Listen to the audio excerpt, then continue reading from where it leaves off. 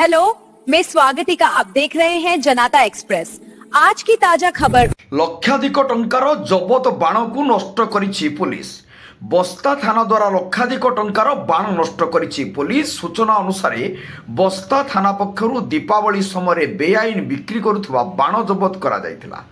तेबे जबत करिथिबा बाण को आज दीपरे समय माटी खोली समस्त बाण बारूद सबु पोती देइछि पुलिस।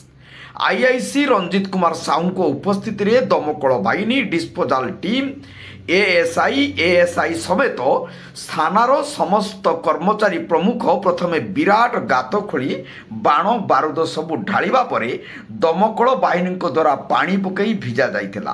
परे माटी देई पोती दिया जाइथिला। तबे प्रथम थर पई बाण सबु माटी रे पोती नष्ट करा जाइथिला।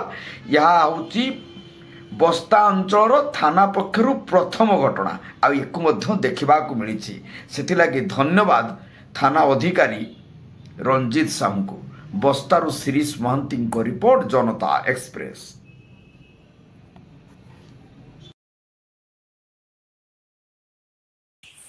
हेलो दोस्तों, मेरे चैनल को लाइक सब्सक्राइब जरूर करना